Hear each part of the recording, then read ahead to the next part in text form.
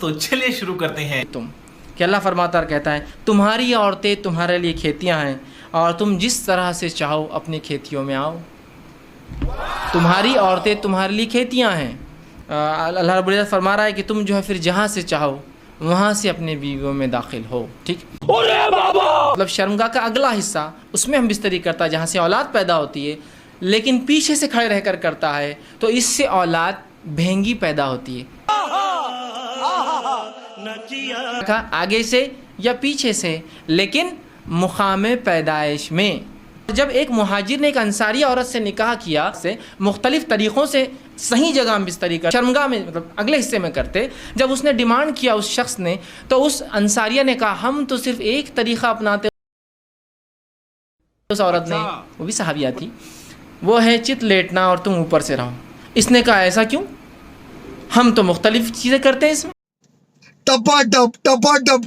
कहने मैं तो ये करने नहीं दूंगी।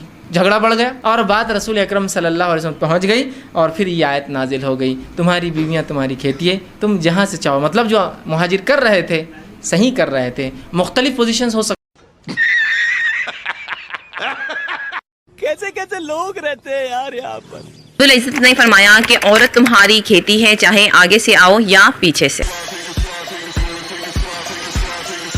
कि इस्लाम ने कौन सा तरीका पसंद किया है हम बिस्तरी का। आप औरत के ऊपर आकर भी कर सकते हैं हम बिस्तरी, इसको अपने ऊपर लाकर बैठकर घोड़ी बनाकर, और मुख्तलिफ बहुत से तरीके हैं जिस तरह आप हम बिस्तरी कर सकते हैं। रहा नहीं जाता, तड़प ही ऐसी है ना। अगर मर्द औरत को नीचे लिटाकर खुद ऊपर आता है, ये इस्लामिक तरीका बता रही हूँ मैं आपको, कि जब औरत नीचे होती है और मर्द ऊपर होता है, इस तरह करने से मर्द को मुकम्मल जो है वो अपनी एफर्ट्स मतलब अपनी जान लगाने का मौका मिलता है, और औरत के ऊपर थोड़ा सा वज़न आता है जिससे उसकी शहवत बढ़ जाती है और इस तरह औरत जल्द फारिग भी हो जाती है। मैं एक रिसर्च पढ़ रही थी तो देख और कुर्बान जाए नबी पाक सल्लल्लाहु अलैहि वसल्लम के कि जिन्होंने हमें आज से 1400 साल पहले ही तरीका बता दिया। रिसर्च उनकी ये थी औरत नीचे हो और मर्द ऊपर हो।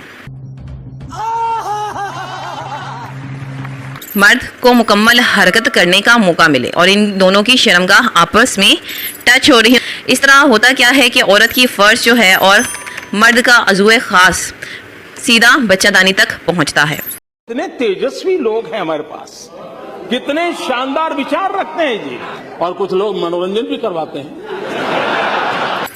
और जब मर्द हरकत कर कर फारिग होता है अपनी शहवत से, तो उसकी जो मनी होती है वो सीधा बच्चेदानी तक पहुंचती है, और औरत बिल्कुल सीधी लेटी होती है जिसकी वजह से मनी जो है सीधी जाती है। जो बेहतरीन तरीका है वो ये है कि मर्द जो है औरत को ढांप ले, वो औरत के ऊपर आएगा तब वो उसको ढांप लेगा। हमने अल्लाह को राज़ी रखना है। दूसरा तरीका क्या है, दूसरा तरीका ये है कि औरत अपनी दोनों रानें खोले, मतलब जो मर्द है 4 हिस्सों में कैद हो औरत के। वो किस तरह होगा, मर्द बैठ जाए, औरत लेट जाए और अपनी दोनों रानों को खोल ले और चारों अतराफ से मर्द को घेरे हुए हो। शर्मगाह एक दूसरे के बिल्कुल सामने हो और औरत की टांगें उठाकर अपने कंधों पर रखी जाए। इस तरह औरत को थोड़ी सी मुशक्क़त तो होती है लेकिन लज्जत ज़्यादा आती है। असंभव, असंभव, असंभव। जिनकी शादी हुई है और वो उनको औलाद नहीं हो रही, तो वो सबसे पहला तरीका पहले इख्तियार करें। ठीक है, हक दिया, हक दिया।